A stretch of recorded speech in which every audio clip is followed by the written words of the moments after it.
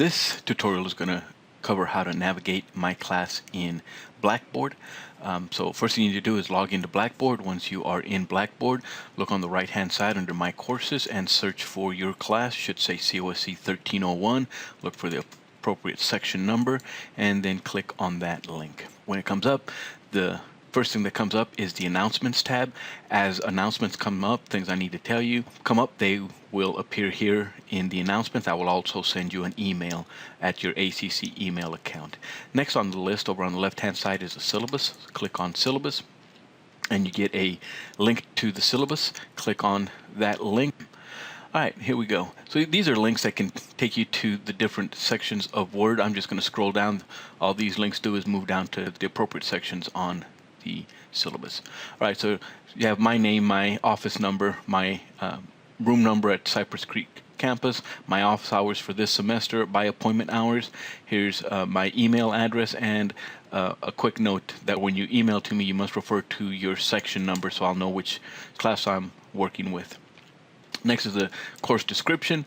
Down here is the approved course text. Notice there are two books. You only have to purchase one of these books. It's two different bundles. The first bundle is just your book and access to SAM 2010, which you must have. The second book is also the book, access to SAM, and a 180-day trial license for Office Microsoft 2010. If you do not currently have Office 2010, you need to do one of two things: buy this bundle or do your work at the computers on campus. Microsoft no longer sells Office 2010. You may be able to find it here and there, but you will probably have difficulties finding it. They are only selling Office 2013 now. But you do have to have Office 2010 to complete this course.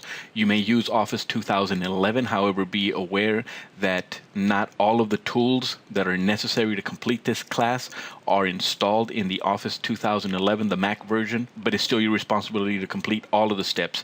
The fact that you're using a Mac doesn't mean that you don't need to complete all of the steps. If you have a Mac, use Office 2011 for what you can and then pick up the rest in Office 2010, whether it be here on campus or from a friend or wherever. Alright, if you continue to move down, I'm not going to go over every topic, just the highlights. You'll need to go through this syllabus on your own to make sure you understand it. Alright, so each student's grade for this course will consist of non-comprehensive exams on concepts, lab exams on SAM 2010, and then your chapter homework for Office 2010. All assigned projects and exercises are due no later than the Sunday following the assigned week as indicated in the syllabus. For example, assignments made on the 14th of January are due no later than Sunday, January 20th. If you submit your assignments one day late, you will receive a 20% penalty, meaning if your assignment is absolutely perfect, you score 100 on it, the best you will get is an 80 because of the 20% penalty. If you attempt to submit more than one calendar day late, I will not give you credit for turning that in.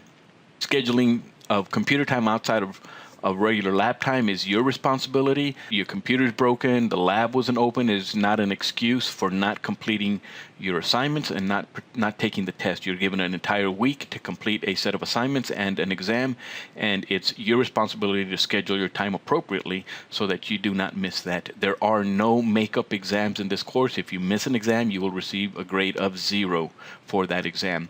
If you tell me ahead of time that there's some kind of issue that will not allow you to take the exam on that week, I will allow you to take it early, but not late, unless there's extenuating circumstances. Call me and we will discuss that on a case-by-case basis.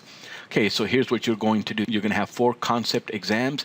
It'll be a total of 40% of your grade. 4 lab exams. That'll be a total of 40% of your grade. You will have 14 chapter assignments that will make up 15% of your grade, and then your orientation will make up 5% of your grade. Okay, we will continue on down the list. Okay, next let's take a look at attendance and withdrawal. It is your responsibility to withdraw from this class if you choose not to remain in this class. I will not withdraw you from class. If you no longer want to be in this class, then it's your responsibility to withdraw. If you stop submitting assignments, do not take the test, and do not withdraw, you will receive an F on your transcript. So if you are leaving this class, be sure and withdraw from it yourself.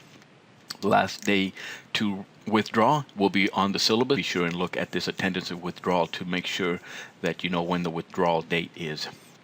All right, as we continue, next thing we see is the course schedule. As you go through that, you will see weeks 1 through 9, as this is a 9-week course. Other courses will be 12 weeks, some will be 16 weeks. So whichever one you're in, you'll have a course schedule detailing what is due and when. All right, so that's the syllabus. After the syllabus, I'm going to go to the learning modules. This is the core of the class. So click on that learning modules and you'll see module 0. This is your orientation. This is the first thing you must do as you go through this orientation. You'll have instructions. You'll have some videos down here on what needs to be done. You need to read the instructions, view all the videos, and then follow the instructions as to what you need to do as far as an email is concerned so that you can get full credit for your orientation. Again, your orientation is 5% of your grade. Be sure that you submit the orientation so that you get full credit for your orientation.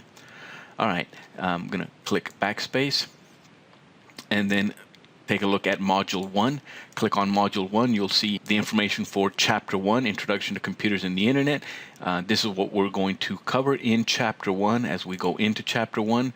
Next thing you'll see is the introduction. Again, what we're going to explore within this chapter, the learning objectives for this chapter, and then what needs to be done. So we've got textbook reading, PowerPoint slides, videos, and then a practice test. So I'm going to click on the learning procedures. And here's your assignment for reading.